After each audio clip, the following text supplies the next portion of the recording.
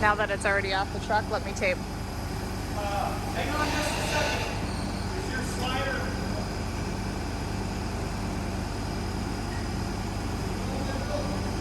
Just hold steady. You gotta have the slider right. Okay, you are clear of the truck. Back clear Watch out. your height. You're okay.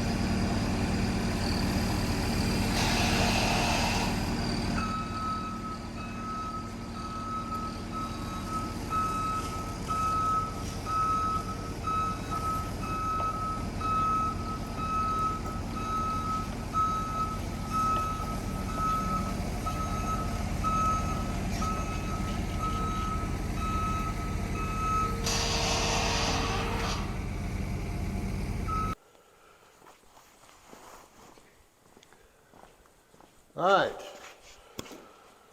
so we are back from Matt's, and I'm extremely proud of what we've done. We did really well. Ended up with a second place, but I'm going to tell you, Conrad, he deserved first. He showed up with a truck. He took 3.5 years to build, folks. We built ours in 4 months. 3.5 years is just, that's a long time, but you know, you can put all your ducks in a row, so to speak, and polish everything and put everything together and make sure it's painted correctly. Like, I walked around it and hats off, bud. You deserved it. So we did a second, but we also made the Louisville calendar. There's only a few trucks that made that. We were one of them, and the social media, I guess, attention that truck is getting is crazy. So I couldn't be more proud. So that being said, we are back to work. This truck, you've kind of been seeing it in the background. Hunter's been here. Hunter is the guy's name who owns it. Very well known family in this industry. So kind of I'm happy to be able to work on some of their stuff too. So the Delabar family is very well respected, and they've got a lot of nice iron. So anyways, we're going to get to it. The truck's actually tore down a little bit. I normally like to take you on a step-by-step process of what we do and why we do what we do the way we do it, so to speak.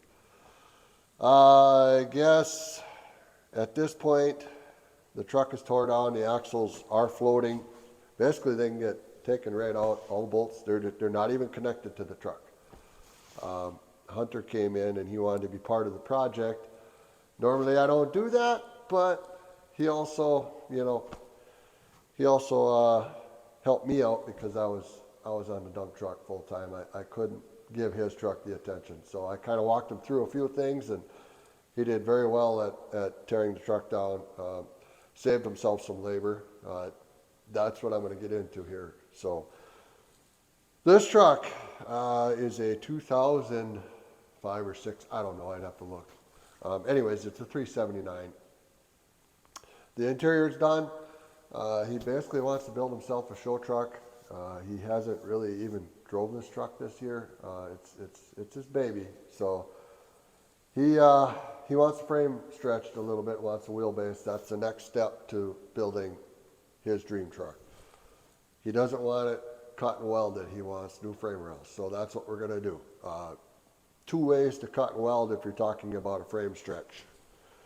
You can, way one, you can cut it here. You want to cut it by a cross member. Basically, you want a cross member on one of your joints. But when I say one of your joints, you're going to cut it here, but you're going to weld in 2 feet. Let's just say 2 feet or 24 inches for a number. It could be 3 feet. It could be 5 feet. It doesn't matter. But 24 inches, let's just say we're going to weld into this truck. Not you cut one joint, you're going to have 2 joints. In the middle of the truck, I mean, there's guys that do it, and maybe there's nothing wrong with it. It's not the way I would do it. So basically the way I do it, I cut it back here. I cut the dovetail off. They call that the dovetail, or I call it the dovetail. They cut that off, or we cut it off. I cut it off straight.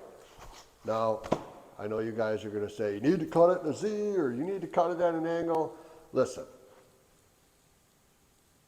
it doesn't matter how you cut it. If you know how to weld, what's it matter?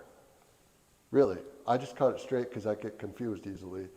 And my neighbor back in the day, my old neighbor, taught me, and he's done 100 plus trucks. You know, I haven't done that many, but if you can weld, it doesn't matter how you can cut it however way you want to. I just make it simple.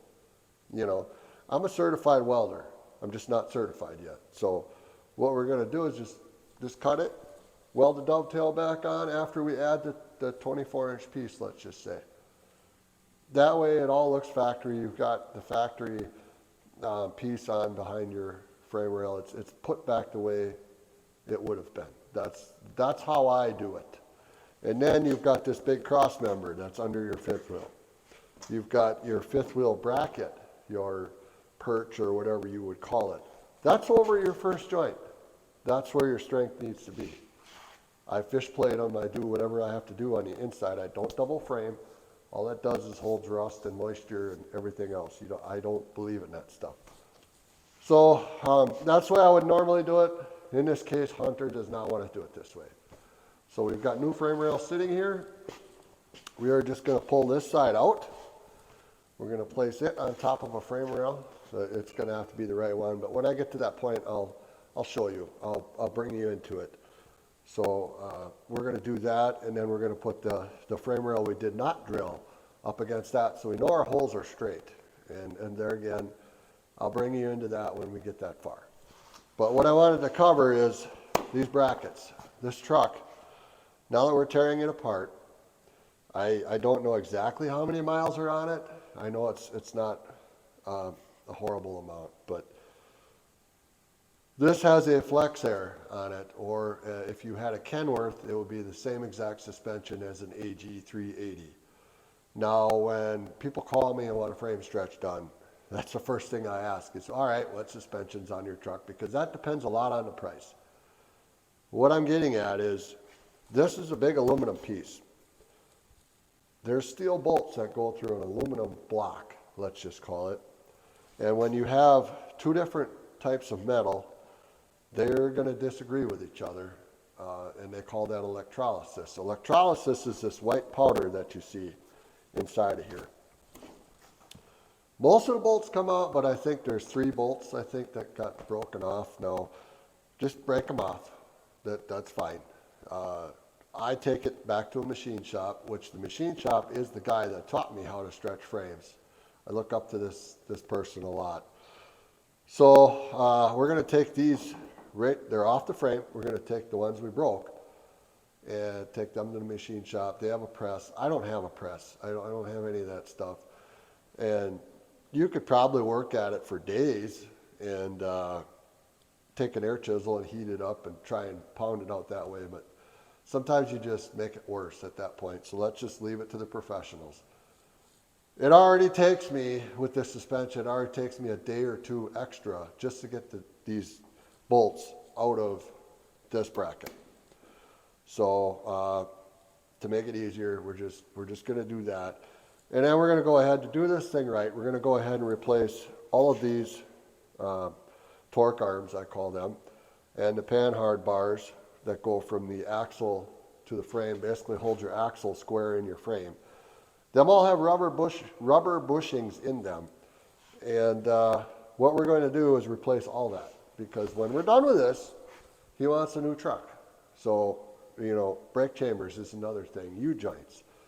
Anything that needs to be gone through, we're going to go through, because in the end, when he gets the truck back, I want him to be like, all right, I just fell in love with the truck again. You could take literally an old truck and make it new again just by doing some of that stuff to make it drive better.